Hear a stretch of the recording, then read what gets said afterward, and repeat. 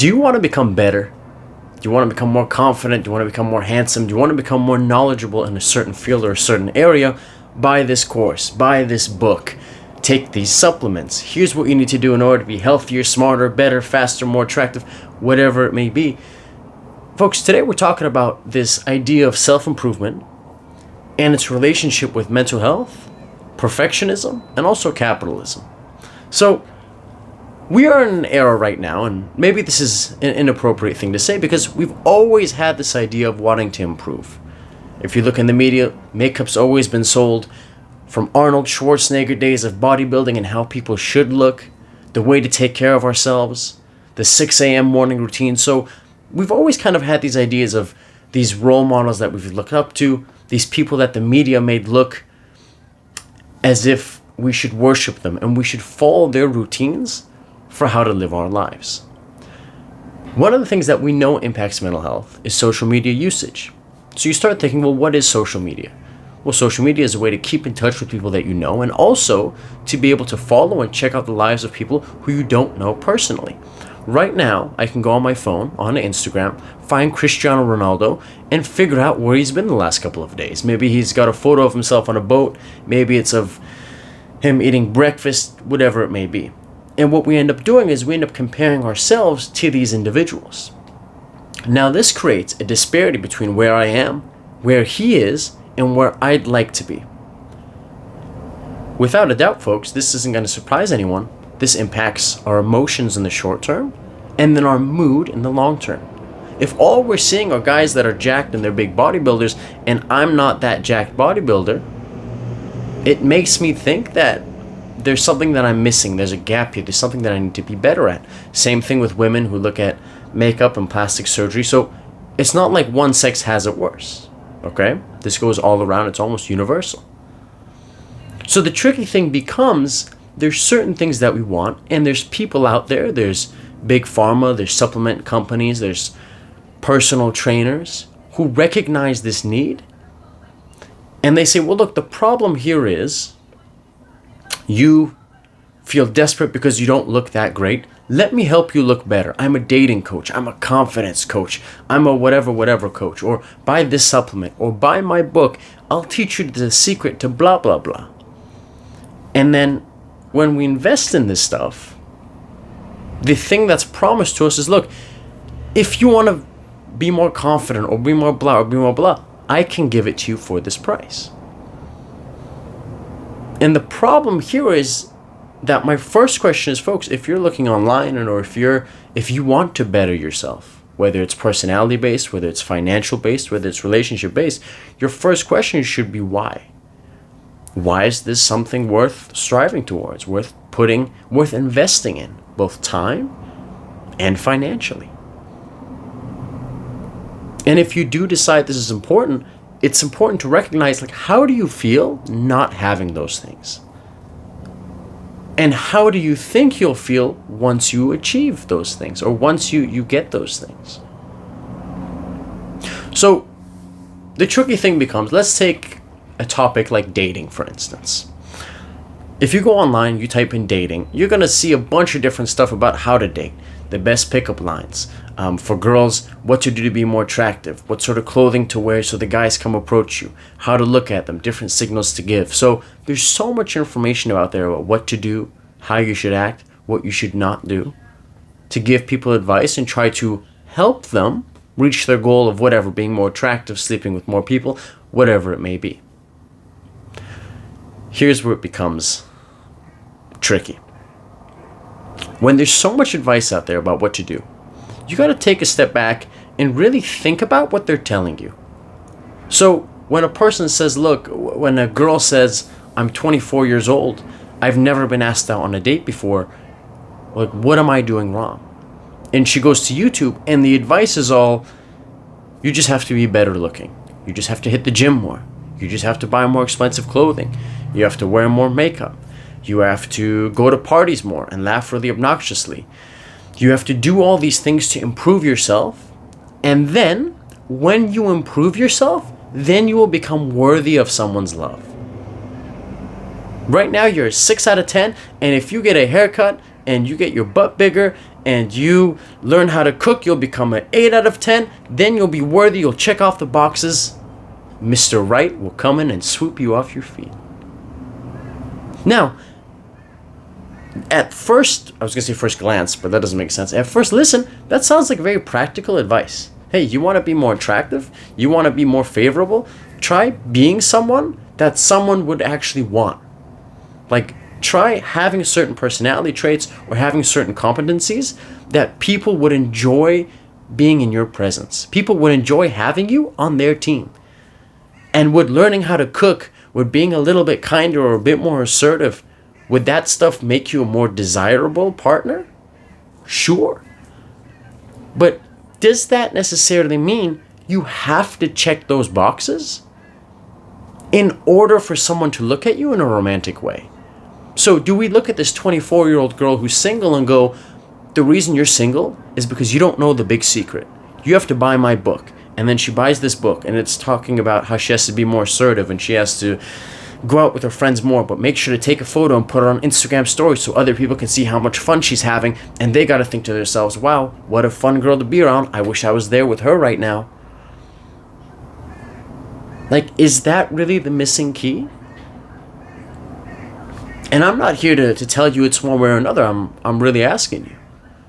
Because in one sense, we have these checkboxes, and what checkboxes do is they give us something to aim at, right? Great, awesome, a trajectory, we can be better, self-improvement is good, I can be smarter and funnier and kinder. But folks, what happens when, in the words of Healthy Gamer, we keep moving goalposts? So what happens when that girl that I just talked about, who's never been asked out on a date before, she gets a haircut, she gets the makeup, she learns how to cook, she gets a bigger butt, and the guy still isn't approaching her, or the guys aren't approaching her? What happens then?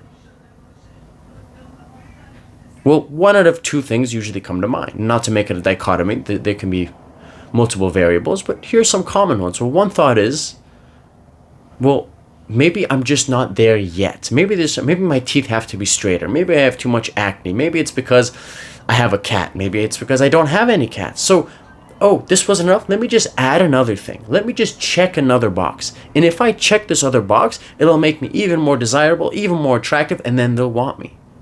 And what happens? Low mood. I go onto social media. I see other girls being in relationships or whatever, other guys being in relationships. I see that they have what I want. I end up buying a book or buying a course or buying a gym membership, not because I love going to the gym, not because it's fun, but because I'm trying to check off that box in my head to become more desirable, which I'm not saying is a bad thing. But I want you to think about where that comes from. Deep down in your heart. This idea of, I'm not enough as I am, so let me go do more and let me go get these external things. As a man, oh, I'm not enough, so let me go earn more money so that I can be enough. And if I earn more money, I become more attractive. If I'm more attractive, more girls would be interested in me. And if they become more interested in me, I'm going to feel better about myself. There's a lot of people listening that are like, Daniel, that logic sounds perfect. Like, that sounds great to me. I don't see what the problem is. Which is fine. There's nothing wrong with that. But I would imagine there's also some people listening to this who the narrative is changing from, oh, what's wrong with wanting to get better? Versus taking a step back and saying, look, I'm never going to be perfect. Neither is my partner. I can continually strive to better, or if anything, it's a good thing. But that doesn't mean I'm flawed. That doesn't mean I have to wait until I start making a crazy amount of money before I can get into a relationship. That doesn't mean because I'm not in the physical best shape that I'm not worthy of love. At the end of the day, there's many checkboxes. But here's reality. You won't be able to check them all off. You never will. You can continuously try to, which is fine, and maybe your other partner does as well, but whoever you're meeting also doesn't have them all checked off. So one of the tricky things becomes, when we're checking off all these things in our head, I hope, be careful how I say this,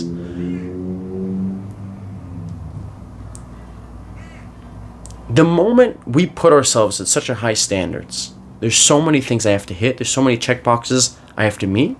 We're going to put our partners through the same rigorous criteria. If I meet a girl, she has to look like this. She has to be this. She has to be that. If I meet a guy, he has to hit this box. And what happens is you start to discriminate, and the applicant pool becomes very small.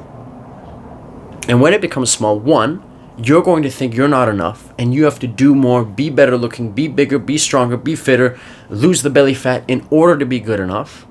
And it's going to make it harder finding a suitor, because the applicant pool is so tight. You're using that same criteria that you're using on yourself for whoever you want to date. So in one sense, you have people who go, nobody finds me attractive. But then when they get DMs from this person, oh, well, she's not good looking enough, and he's not tall enough, and he doesn't make enough money, and blah, blah, blah, blah, blah. And then it becomes a question of, well, I don't want to lower my standards, Daniel. I don't want to settle for someone. It's like, fair enough. You know, I don't know what the answer is. I would never advise you to do one or another. But at the very least, I think it opens up a really interesting conversation about what are our standards exactly, and what we're aiming for. Is it realistic? And we recognize that the more checkboxes we have, the more discriminatory we become, the smaller the applicant pool becomes. It's different saying, I want to date a guy who makes six figures, who should at least make six figures, versus I want to date a guy who's ambitious. I want to date a girl who looks extremely fit like a supermodel, versus I'd like to date a girl who values exercise, and exercise is part of her everyday life. Do you see what I just did there, folks? Do you see how, when we say lowering standards or settling, but you can take something that's really setting the bar, and if you can modify it a little bit, now it can change. And if we can change our beliefs and we can change the way we look at things, it'll simultaneously change our feelings about it. Because what happens if you're still continuing to improve yourself, and yet simultaneously, I know this is really weird, you recognize, like, I am worthy of whatever, of this promotion, of a relationship, of whatever you're working on. And just because I haven't checked all the boxes doesn't mean I should wait. I'm going to check all the boxes, and the moment I do, I'm going to get the promotion, and I'm going to get the scholarship, and I'm going to get the opportunities. Not necessarily. Could it be more probable? Sure. Is it a guarantee? I don't know about that. So when we're looking at mood, it's really important to recognize where self-improvement can lead to this idea of perfection. If I just made a little bit more money, if I was just a little bit better at this, if I was just a little bit of a better dancer, if I just worked a little bit harder, I could get that promotion. Maybe, or maybe not. And if the answer is maybe not, we have to figure out, what can we do about that?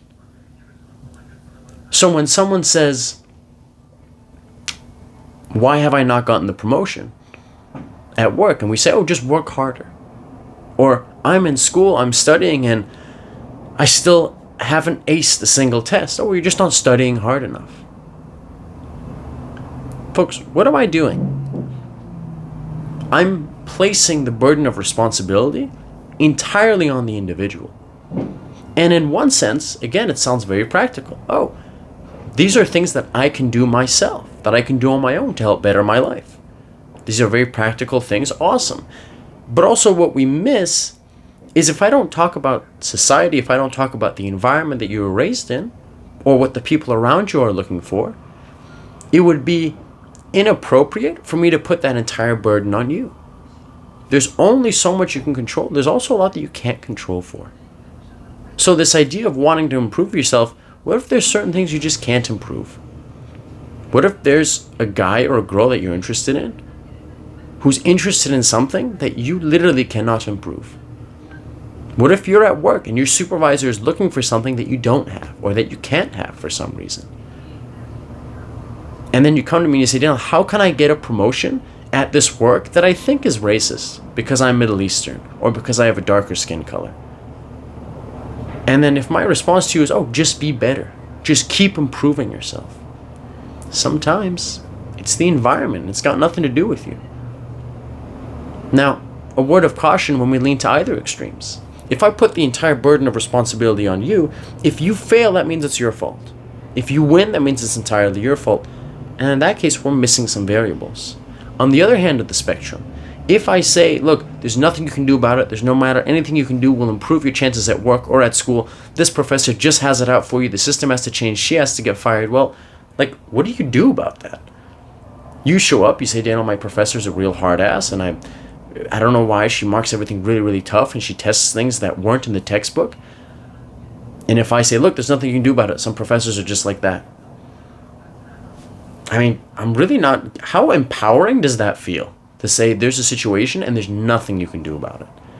It doesn't feel very good, does it?